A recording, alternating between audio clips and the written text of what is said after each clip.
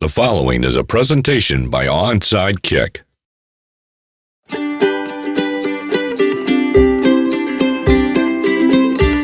Hi, I'm Mickey from Depot House. Jacob is not with me for this. This is a PSA, which is public service announcement for those who do not know such initials. I have to discuss the coronavirus because people have lost their minds. Yes, I'm talking about you who went out and bought every package of toilet paper and package of water they could find. And then you get people who don't stockpile, who only buy when they need to, and they can't buy it now, and they're running out of toilet paper. What are they supposed to do? Are you going to sell it to them for a normal price? No, you're going to sell it for like $10 a roll or something stupid like that. Shame on you. So that being said, I just have to tell you to stop. Thank you. Okay, so let's discuss what coronavirus is. It is an it's a respiratory illness similar to the flu. It's very similar to the flu. They do come from different sources. Like one comes from bats and the other one comes from, that doesn't mean somebody ate a bat. It just means they were in contact with a bat. Anyway, and then the flu comes from different strains of influenza virus. So that's a difference. They're both transmitted pretty much the same way. Obviously, they don't know everything about coronavirus yet, but they are doing testing and blah, blah, blah. They both have similar symptoms, which are respiratory systems, coughing, fever, shortness of breath, difficulty breathing. They both exhibit these symptoms. Nobody freaks out about the flu because we've had it for years and years. Everybody's freaking out because this is a new strain of coronaviruses, because coronaviruses have been around since at least the 60s. Both of these illnesses can cause more severe illnesses, such as pneumonia, kidney failure, even death. Yes, the flu does too, and you know this to be true. Yet you still don't freak out over the flu. Every flu season, we have them every single year. Same symptoms. You don't freak out. You don't buy all the toilet paper. You don't buy all the water. Stop! I have a few rolls of toilet paper left. I'm not stockpiling. 1, because I can't afford to. 2, because I don't have the space to. I live in a little tiny home. So now I can't buy toilet paper because y'all went crazy. Back to this business at hand. So the symptoms are very similar. COVID-19 illness is generally mild. Okay, so I have been researching on the CDC website, that Centers for Disease Prevention and Centers for Disease, what is it? I don't know. Something and prevention. That is terrible. I even wrote it down somewhere. Anyway, and then there's the WHO, not the band, which I like, but World Health Organization. So I've been researching those. I've also been on Johns Hopkins school website, and also the something medicine. I should have wrote this stuff down. I did post it on Facebook though. So I've been on these sites. I'm not looking at the news because I know the news can blow things out of proportion. Even though they might get some of this stuff right, I've noticed in my research that the numbers don't add up to what these health organizations say. Oh yeah, and the Centers for the Center for Department of Health for California. I've been on that website also. And none of them are showing the same numbers that the news is showing. Stop listening to the news. When are you going to understand? The news is not truthful anymore. It's not not unbiased anymore. They all have their agenda. It's a fear tactic. Stop. So who is at risk? Oh yeah, what I was saying is that these sites are saying that for America right now, and I don't know about the rest of the world, but here in America, the United States of America, most people are at low risk of catching this disease. Low risk, most people. And of those people who do actually catch it, most of them will have mild case. They'll have mild symptoms. Sometimes they won't have any symptoms at all. That's the majority of people who will catch it here in the United States. Everywhere, actually. And then there's a small percentage that will require, it's about 80%. About 80% that will have mild case of COVID-19.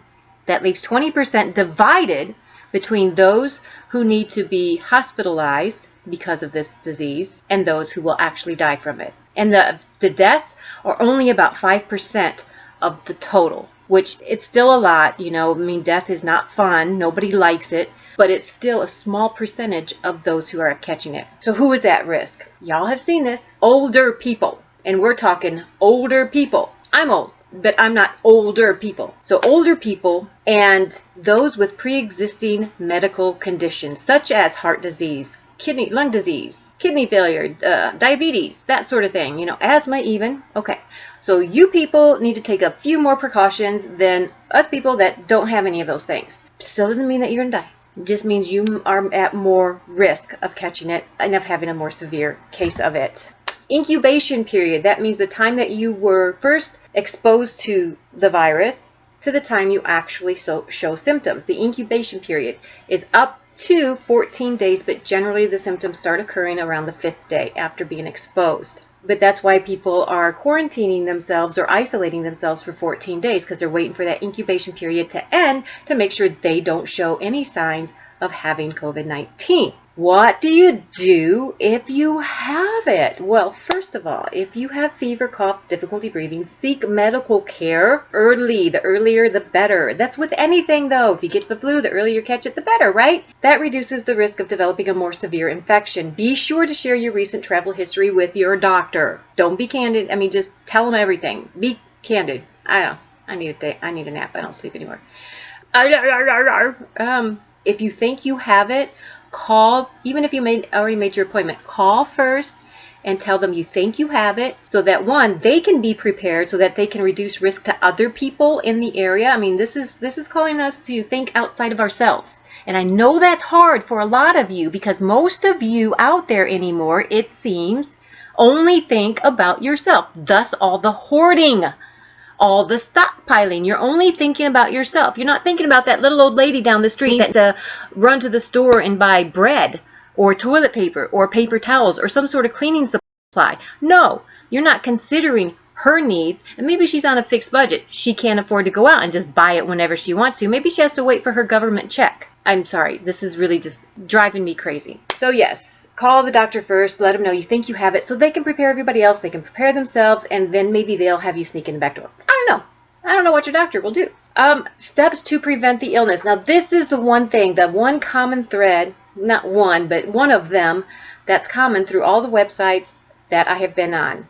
Preventative measures. Take them. Wash your hands. That I'm seeing all the soap going flying off the shelves makes me wonder, are you washing your hands regularly anyway? That's another thing. I'm going to be needing more soap soon too. If I can't find it at the store, what am I supposed to do? Hand sanitizer, gone. I saw somebody on Facebook bought the little things, little travel ones from Target, bought all of them, and then was selling them for twice the amount they paid for them. What? Stop! Okay, so steps to prevent it. Wash your hands thoroughly for at least 20 seconds, preferably with warm water and soap. If you don't have that readily available, use a hand sanitizer that has at least 60% alcohol in it. Don't drink it. Older adults and people with severe underlying chronic medical conditions seem to be at higher risk for developing more serious complications from COVID. So again, clean your hands often, especially if you're older. Keep those common areas that are touched frequently, keep those cleaned and disinfected. You have to do both. So clean it first with a detergent or soap and water, and then disinfect it. This is from these websites. Now, I'm not telling you anything that I made up. I'm not telling you anything from my own mind. This is all stuff I have researched. Well, except about, stop hoarding everything. That's all me. Getting on my nerves. Don't touch your eyes, mouth, or nose with unwashed hands. Now, everybody's saying don't touch your face and blah, blah, blah, but they keep leaving out the unwashed hands. I mean, if you just sanitize your hands, I think you're going to be okay. But if you just touch something else, or if you just shook hands with somebody or high-five somebody, then maybe sanitize your hands before you touch your face. You get itches and stuff. You're always going to touch your face. Nobody's not going to not touch their face. Also, avoid contact with a sick person. Wouldn't you do this anyway? If you know somebody is sick, are you going to go running up to them and give them a big old hug? No! So, this is like common sense stuff. Avoid sick people. If you cannot, if you're going to be in the same, you see somebody's coughing, keep at least 6 feet between the two of you. At least 6 feet. More is better. More is always better. Because they don't know if the droplets are hanging in the air to where they can affect you after the person leaves.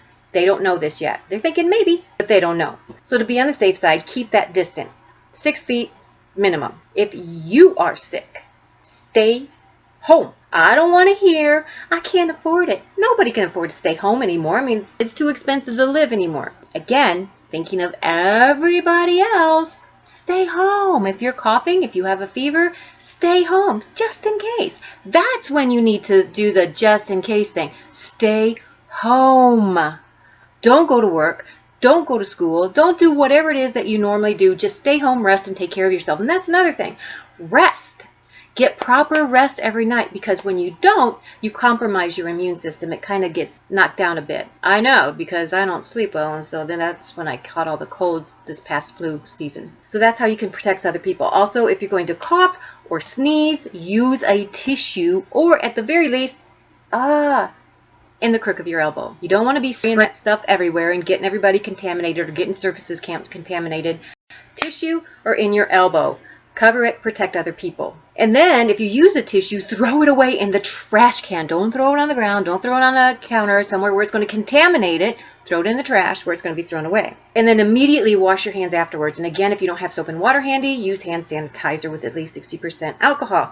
3, if you are sick, wear face mask. If you're not sick, don't, because we're running on a shortage of this stuff, because everybody is out there stockpiling, hoarding it, because oh my gosh, coronavirus, we're all gonna die, we better stock up on the toilet paper because it's a respiratory illness. Okay, nobody gets that. Nobody other than the people stockpiling it understand why you are stockpiling toilet paper. How much do you really need? Okay, let's say for an instance that everything shuts down. God forbid it does. But let's suppose everything shuts down for, say, 2 months. That's what they're saying. It might take a couple months. Do you really need that much toilet paper? Like I said, I'm down to the last few rolls, and that's just for daily use. What happens when it's gone? I can't buy any more toilet paper. People. Wash your hands immediately afterwards. Wear a face mask if you're sick. If you're not sick, don't wear a face mask. Let it be saved for those who are sick and for the healthcare providers. 4, clean and disinfect frequently touched surfaces, like I said earlier. Tables, doorknobs, light switches, countertops, handles, desks, phones, keyboards, toilets, faucets, and sinks. Things like that. Remote controls, telephones, whatever, the mouse. Clean and disinfect as best as you can. Now, I got my information from who? And I stayed up late last night researching this stuff, and of course the numbers today are a little bit different than they were last night. Okay, so if you are sick, call your doctor, let them know, blah blah blah. Stay home except to get medical help. If you are mildly ill with COVID-19, you can isolate yourself at home, restrict activities outside your home, avoid public areas, and don't go to work, school, or public areas. Avoid public transportation. 2, separate yourself from other people and animals in your home. Stay away from others as much as possible. Maybe designate a room in your home as the sick room, and just go in there and lock yourself in. Your family can maybe set some food outside the door. You can open it, grab it, and go back inside and shut the door. Whatever. Whatever you got to do to isolate yourself to keep your family from catching the disease if you catch it. More than likely, it will be a mild case for you, unless you're compromised somehow. Limit contact with your pets also. There's no evidence to suggest that you could pass it to them, but just to err on the side of caution, you might want to keep a safe distance from them as well. Also, again, call ahead before visiting your doctor. Wear a face mask if you're sick when you're around other people, and then if you go to the doctor, they want you to put the mask on outside before you walk into the office, again, to try to help prevent spreading the disease any more than it already has. Cover your coughs and sneezes, all this. And I mean, this is from different websites, and I don't know why I jotted it down twice. I guess to emphasize that this is what you need to be doing, not stockpiling toilet paper, okay? So go home, wash your hands. Stay away from sick people. Stay home if you're sick. You stay away from people if you're sick. Easy peasy. Again, wash your hands often. Avoid sharing personal household items. So, if you're married, with your kids or whatever, and maybe you're used to sharing a drink or maybe taking a bite, eating after somebody, like your kids. Parents always eat up after their kids. You might want to avoid that if one of them is showing symptoms of COVID-19. And that includes dishes, glasses, cups, eating utensils, towels, or bedding, so you don't want to be sleeping next to somebody that might have this virus. And then wash thoroughly after use. So if you're in the bed, you're locked yourself in there for 14 days, afterwards, make sure you wash everything right away. You don't want take any chances of it spreading to your household. Clean all high-touch surfaces every day. Monitor your symptoms. Seek prompt medical attention if you get worse. Call your doctor before going to alert them you may have it, and put on face masks before entering the facility, and alert the health department. Now you can ask your doctor if they will alert the health department. You know, they need to keep numbers on this so that we can keep track of how many cases there are, how many deaths, how many recoveries. Now I'm going to get to that too, because the news doesn't go on about the recoveries. It only talks about the cases confirmed and the deaths. People are recovering from it. Did you know that? Do you know how many are recovering to that? I'll get to that in a second. The immediate risk of being exposed in America is still low for most Americans. How to prepare for an outbreak, just in case. You want to create a household plan of action. Again, all this information is on either the World Health Organization website or the Centers for Disease Control and Prevention. That's what it is. Ha ha ha ha. I feel so proud of myself. Or Johns Hopkins or the California Department of Health. I don't know what that one's called. But anyway, you can also check your local health department website. They will have information as well. The thing is, stop panicking. Stop panicking. Stop hoarding. Stop stockpiling. Okay? Just relax. There's no need for this. All you're doing is causing more people to panic. You're freaking other people out by your behavior. Stop it. Please. And then for creating a household plan of action, you want to have the members who are involved in your household to come together, have a meeting, create a plan, ask your neighbors what their plan is, create a list of local organizations you can contact in case you need access to information, healthcare, services, and resources. Create an emergency contact list also, including family, friends, neighbors, carpool drivers, healthcare providers, teachers, employers, local public health department, and other community resources. So you want to have this on hand. You don't want to have to be searching for it if you absolutely need it. Choose a room in your house to be used to separate the sick household members from the others. Again, you want to contain it. You don't want it to spread in your household. You don't want every member of your family to get this. Also, take everyday preventative actions. Here we go again. Another website that is saying, wash your hands often, clean and disinfect your frequently touched surfaces, etc., etc., etc. Stay away from sick people. Stay home if you're sick. Speak to a healthcare provider if you get symptoms. You know, because you can call them. They can tell you if they think you should be tested, if you shouldn't be tested. Now, not every place is testing right now. Not every place is set up for that. They don't have the kits necessary to test for this. So ask your doctor if they test. If they don't, ask if they can tell you where you can go, refer you to someplace.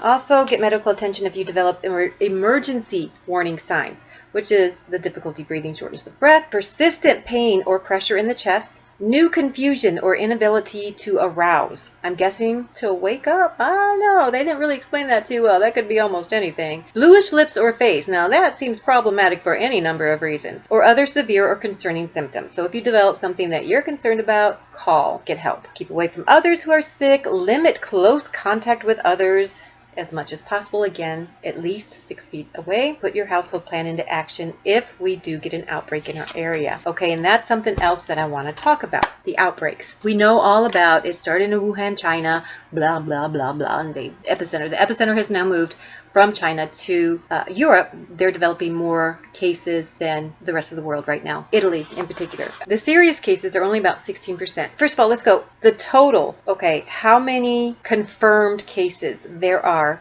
worldwide. Now, these numbers I got off, I can't remember if it was CDC or WHO website, one of the two, because their numbers don't exactly match either, and I'll tell you why. It's because CDC includes presumptive cases, so that's not confirmed cases, that's just cases they presume are people that actually have it. So that's why those numbers are a little bit different. But in the world, and Johns Hopkins gives us another number entirely. So I'm not exactly sure the exact number. I'm not sure if anybody really knows. How can we? But according to either WHO or CDC, in the world, 136,895 confirmed cases since, when did it start? December, whatever. Of those, 5,077 deaths. That is 3.7% were deaths. That's not a lot. More than we want.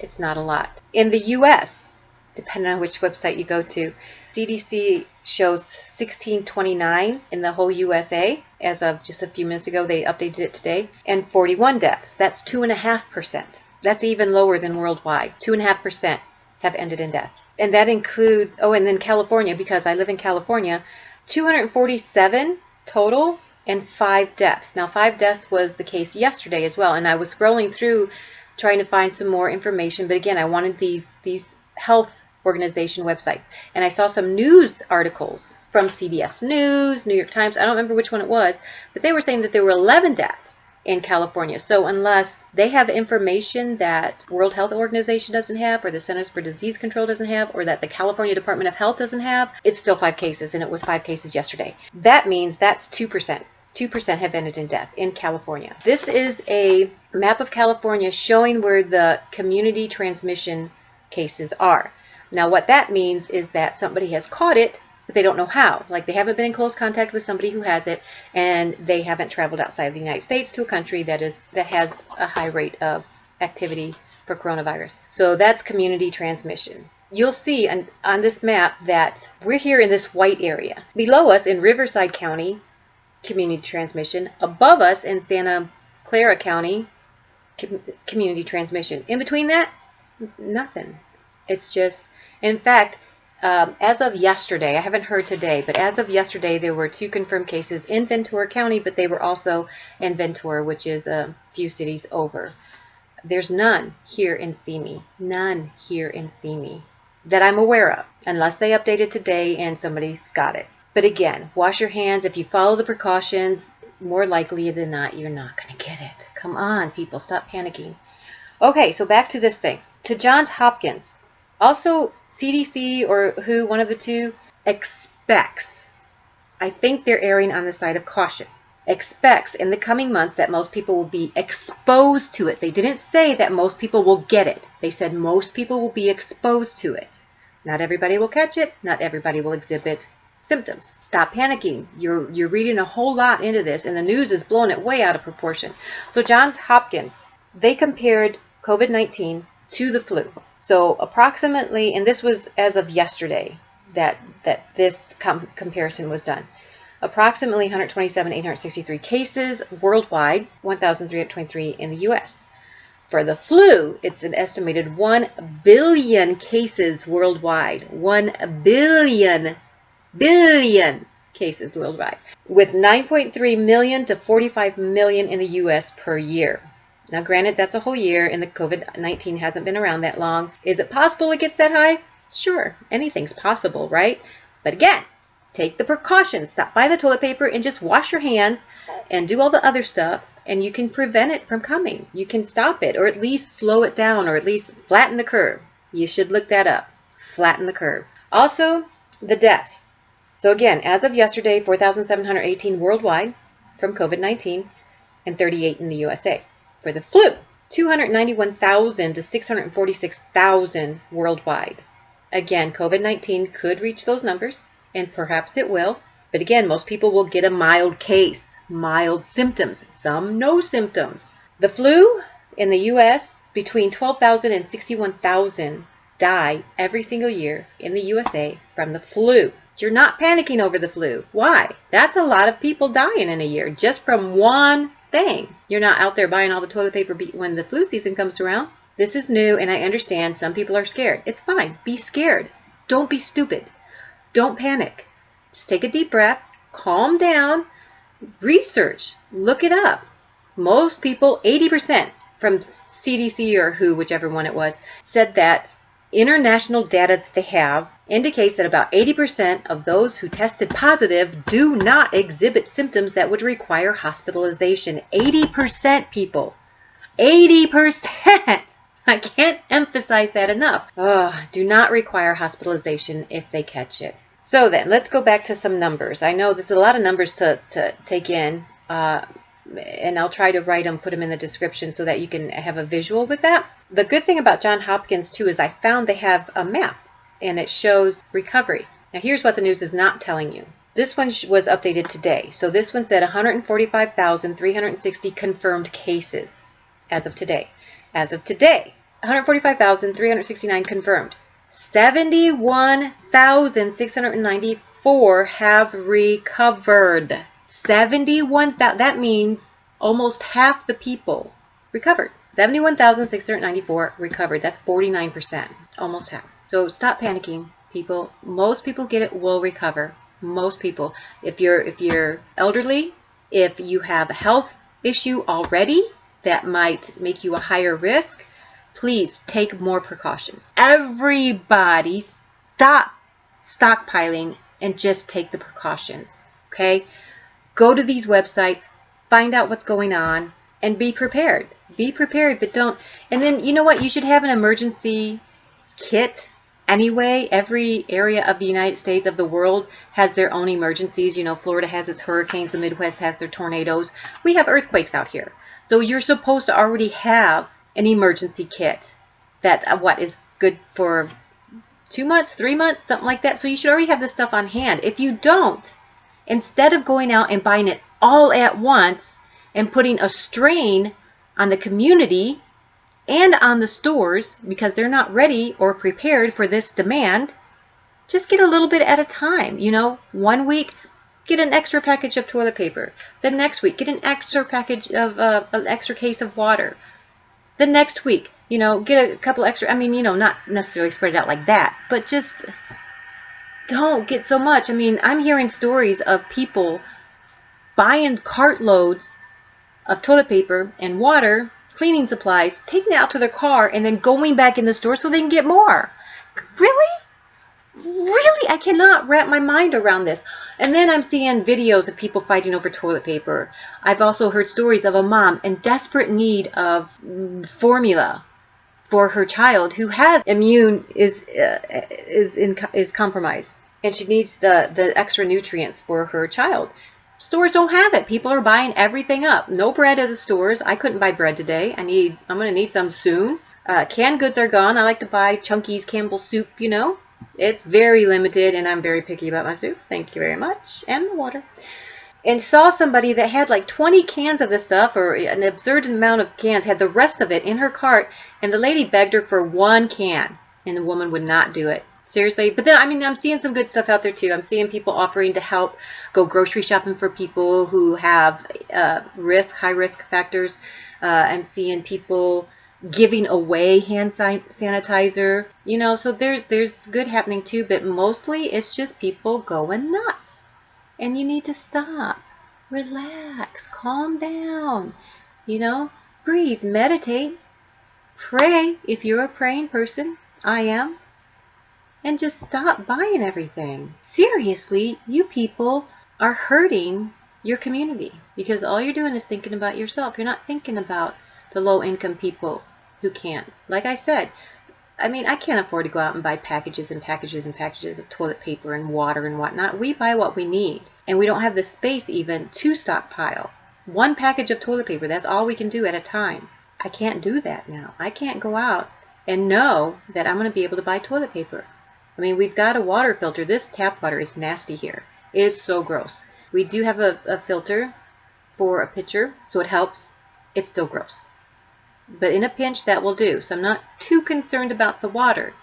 Cleaning supplies we will need eventually. Like I said, we need bread. We need some canned goods.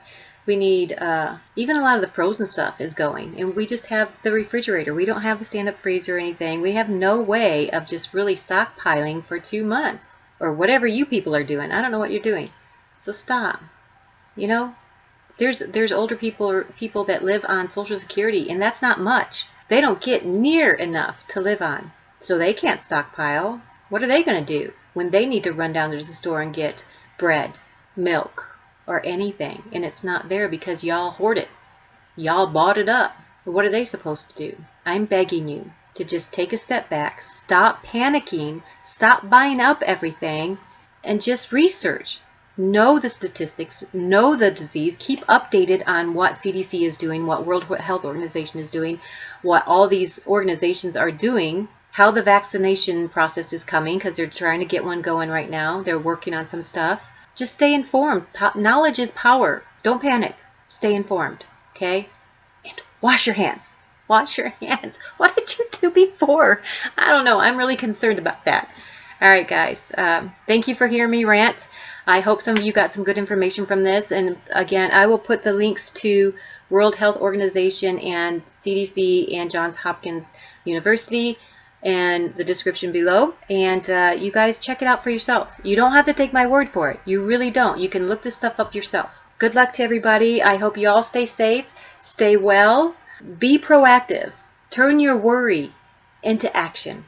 and just take care of yourselves, your families, your communities. Don't spread the disease if you have it. Stay away from people who do have it. Stay home if you have it.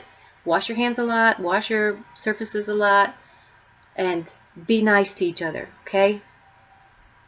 Don't take advantage of people in need. Thank you.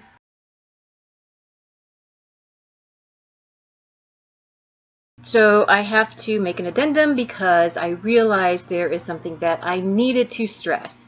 Because I know how people are. People misconstrue things that are said. They only half listen. They read into what you say. They because of where their mind is, they think you're saying something that you're really not. So I wanted to emphasize, I am not saying don't take this seriously. I'm not saying that. I'm not suggesting to just go on with business as usual and don't even worry about it. And I'm not telling you that there's no cause for concern. Obviously, there is a cause for concern, as it is with any cold or flu season or any other disease that might go around. What I am saying is take the precautions outlined by CDC. Wash your hands thoroughly, often throughout the day. Anytime you touch anything else, if you touch your face, wash your hands. If you don't, have hand sanitizer on hand if you can find it, and sanitize them. If you're just sitting there and whatever, that way you're keeping yourself protected. Also, keep all the surfaces in your home cleaned and disinfected, especially those that are frequently touched. Keep a distance of at least 6 feet between you and other people. Now, this was one thing that somebody brought up to me on a Facebook thread because I was trying to get people to calm down. And this person says, so let's say, because I work at a martial arts studio and we're still open, but we're taking precautions. We're doing everything that the CDC is saying to do, and we're going to work that into our class plan as well.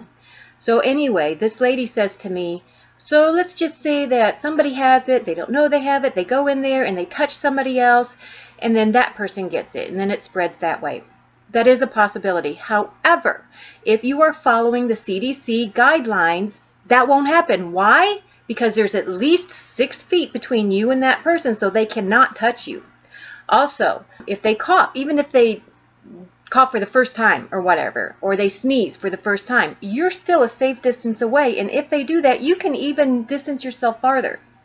So again, follow the guidelines. Take it seriously, but follow the guidelines. Let's not be silly, people. Come on, common sense has to take over, doesn't it? Do you have it? I'm concerned that maybe some people just don't have the common sense that is necessary for times like this. And I'm sorry, I don't mean to offend anybody. I'm just saying it seems to be lacking at this moment. Keep everything in perspective. Yes, the number of confirmed cases is growing. Today's total confirmed number is 155,423. That's up almost 10,000 from yesterday. However, the number of recovered cases is going up as well. It's not going up as fast as the confirmed cases, but they are going up. So the recovered number for today is 72,590. So keep that in mind. Again, keep it in perspective. Yes, there are bad cases out there. But yes, there are also recovered cases out there. And keep in mind also that the majority of people who catch this virus will have mild symptoms. Some will have no symptoms. Those are the ones that people are concerned about because they don't know they have it. Probably. And again, Johns Hopkins and the other sites are saying that in rare cases, the virus can lead to severe respiratory problems, kidney failure, or death. Rare cases.